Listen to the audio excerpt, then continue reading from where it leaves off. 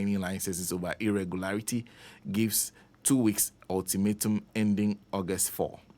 And it says the Minister of Lands and Natural Resources, Manuelama Kofi-Boa, has warned of the possible revocation of 962 small-scale mining licenses as part of efforts to combat illegal mining. Let's speak to Ama. Good morning. Good morning. I hope you're well. I'm well. How are you too? I am also doing well. And I'm wondering because that's a large number of small-scale miners who, because they're calling them licensed small-scale miners. So where are the irregularities? Okay. So good morning to you and good morning to your listeners. If you recall, at the beginning of the year, when the Sector Minister, Honorable Emmanuel Kofi-Boa, took office, one of the first actions he took was a revocation of some licenses that were issued between December 7th and January 6th.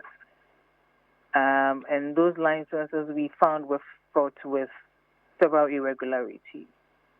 Now, as part of that process, and also with an aim to sanitize the system, he has set up a committee of various stakeholders, including a representative from the Small Scale Mining Association, to be a part of that committee to basically review all existing licenses in the MCAS system, which is the portal that Minerals Commission uses for the registration of small-scale licenses.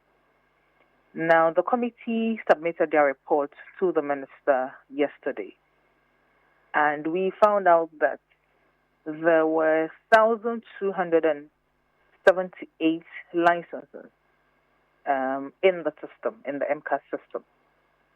And out of those licenses, only about 316 of them were in good standing. Now, the rest of them had several irregularities that were classified under 3 categories. Go back to the numbers again. You said you have how many? 1,278. 1,278. Yes. And out of this, only 316. Yes. Can be said to be regular. Yes.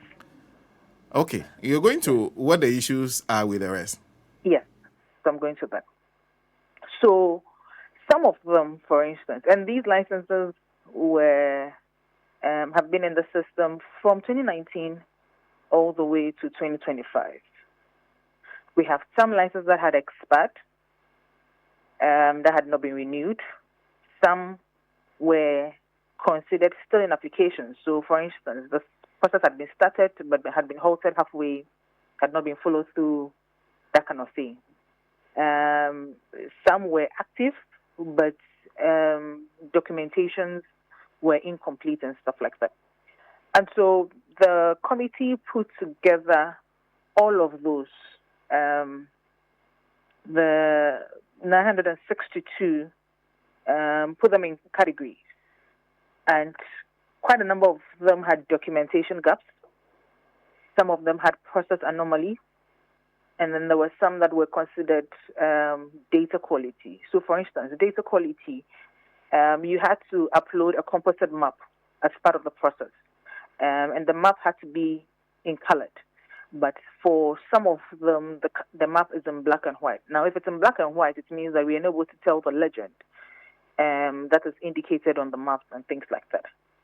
Now, at the beginning of the year, when the committee was set up and we announced that we had set up this committee to review all the licenses in the system, we had also indicated that if you had an existing license, you were to approach the committee with your documentation for review, so that if there were any issues, they could point that out to you to rectify them before the committee submitted the report. So, based on all of this work that the committee had done and the findings that was presented to the minister, he gave a directive.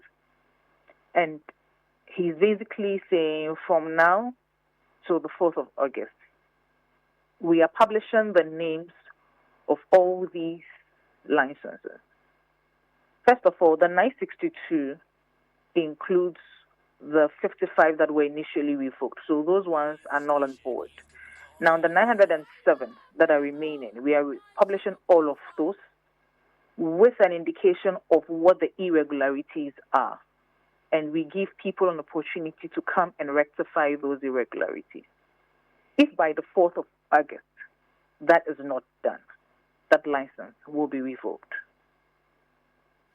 So basically, that's what the sector minister has directed. And all of this is in a bid to sanitize the system. We have so many people undertaking mining activities. We irresponsibly, unsustainably polluting our waters, destroying our land, and all of that. And we need to take decisive action. And so this is just one of the steps in addition to all of the things that we are doing at the ministry to be able to sanitize the system and ensure that mining in Ghana is done responsibly and sustainably. Yeah. In the meantime, what happens to them? Do they continue? Because I am assuming that they are still engaged in the mining. Do they continue doing that whilst regularizing? No, you stop? You cannot.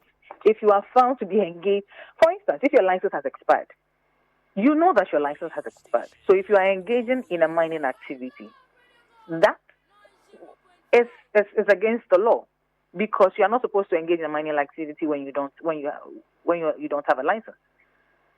So within this 2-week window, I'd advise that for the owners of the companies that will be registered, they should take note and immediately approach the committee and rectify all of these anomalies before the deadline. Because if you are found culpable, the law, you will be dealt with the law. No, we are not leaving room for any lapses after the 4th of August. And the minister is very clear on that. You're talking about 907. Yep. So in actual fact, the only group mining people who are duly licensed properly to mine are 316. 316, yes. Those are the ones that were found with no irregularity. You're saying that until they regularize these issues, they cannot mine. What work would you be doing? Okay. What work would you be doing on the ground to ensure that this directive is followed? We have an inspectorate division at the Minerals Commission, and they are to basically do their work and go around and ensure that these people who don't have valid licenses do not undertake mining activities. And so basically that is the position of the minister and the ministry at this point. Thank you very much for speaking to us. Thank you, too.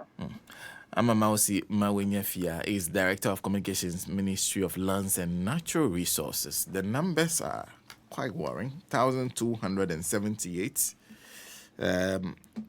300